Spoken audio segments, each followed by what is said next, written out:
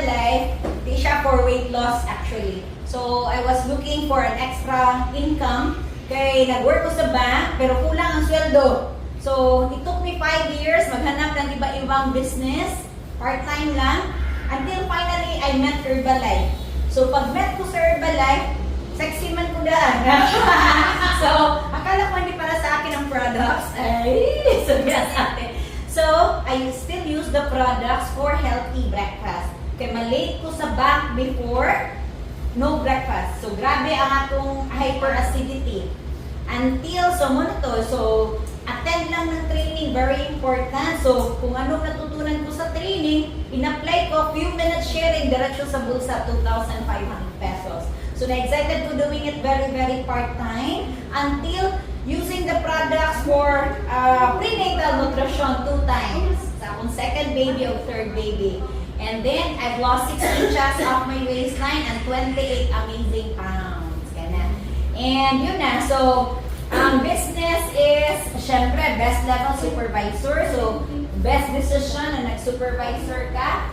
When you become a supervisor, grabe ang opportunity. Okay? So, 4 areas of income man, di ba? So, 4 areas of income. Pero ang importante is, mga trainings talaga. We have to attend training. So, regular trainings, commit to attend trainings. And then, syempre, action.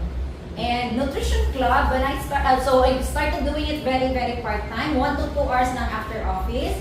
First 3 weeks, I earned 13,000 pesos, same sweldo sa bank. 24 years ago, dako na lang 13,000 na sweldo din, no? So that's 24 years ago. So doing it part-time, first 3 weeks, naka-earn ko 13,000 pesos. Same month that I joined, I became a supervisor. And being a supervisor, may chance ka mag-travel. So merong Herbalife, hindi pa siya extravaganza, kay 3,000 people lang, kay 9 countries.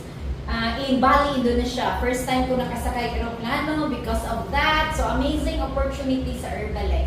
And then, since then, continuous lang ang business, doing it part-time, 1 to 2 hours after office. After 1 year and a half, doing it part-time for mga kanang 1 year and a half, 5 to 6 months na salary ko, makuha ko 1 month part-time sa business. So, yun na. And then, I saw a bigger picture sa business. Nakita ko, na-visualize ko better future for me and my family because of Herbalife. So, after the event, nag-resign ko sa bank.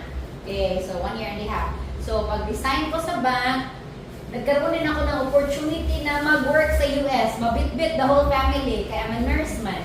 So, kwenta-kwenta, if I accept the opportunity, I'll be an employee for the rest of my life. Okay? Pero if I do Herbalife, posible pa malampasan. And true enough, I turned down that opportunity and focus on attending more trainings sa Herbalife. And yun na. So right now, we're living comfortably in a 4-level modern Zen home. I got my sasakyan because of Herbalife at age 29. Okay, nag-start ko 27 years old. I started earning 6 digits monthly income when I was 29 years old. So amazing kayo because of global expansion team level. So ang gusto mo mas higher na income, go for the level, next pin. Okay, don't settle for just becoming a supervisor. Dapat build ka ng organization. And yun. And yun na. So, ang 1 year na sweldo ko sa bangko ko, makuha ko siya less than a week dito sa Herbalife. Yun. So, amazing. And nutrition club naman, since nag-nutrition club kayo 2 months lang, nag-attend ako ng training in Manila. So, after sa training in Manila, that was in 2009. So, after pagbalik dito sa Cebu, diretso, nag-open ako yung parking lot lang namin sa bahay. So, 7 o'clock in the morning until 9 o'clock. So, diretso na. Pag merong tao, hilapos na lang, brush teeth, ready na. Chika-chika. Di ba ka? Dali na kayo. And then, magandang mga results. Magpa-member na sila. Ang goal is, i-convert ko sila. Huwag ka mag-aim na maging taga-timpla ka for the rest of your life. So, yun, i-convert para makita nila opportunity, bring them to event, and yun na. So, after 2 months lang yun sa bahay, and then we together with my 2 downlines, 3 kami, okay, we rented a 14 square meters na space. Maliit lang 14 square meters. So, that was our first commercial club. So, doon na, marami na na-join. And then, after 3 years, I expanded in Mindanao. Para kung meron kang customer na gusto din niya mag-expand, mag-build ng business, pwede niyo siyang matulungan. And then, hanggang sa another fit club. So, may training kasi from an Australian, kung kilala niyo si George Knight. So, after the training, fit club, excited ko. Okay, before table man lang, inom-inom. Sabihan mo sila, mag-exercise ka, 20% exercise, di ba? Ano lang, pero hindi talaga ginagawa. So, with that, after the training, fit club na ginawa ko, that was in 2014.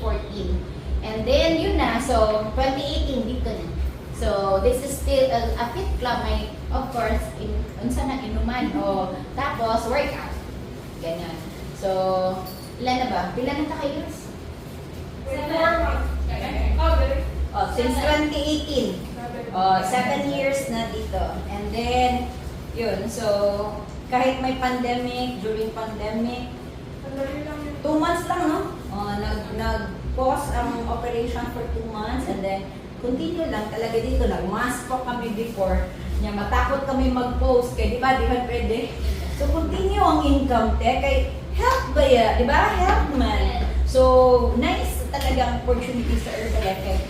Priority ng tao talaga is part yung health.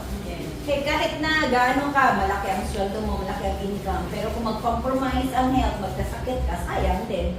Di ba? So, we're so fortunate na Herbalife is the #1 nutrition company. Di ba? Not just in the Philippines, whole world.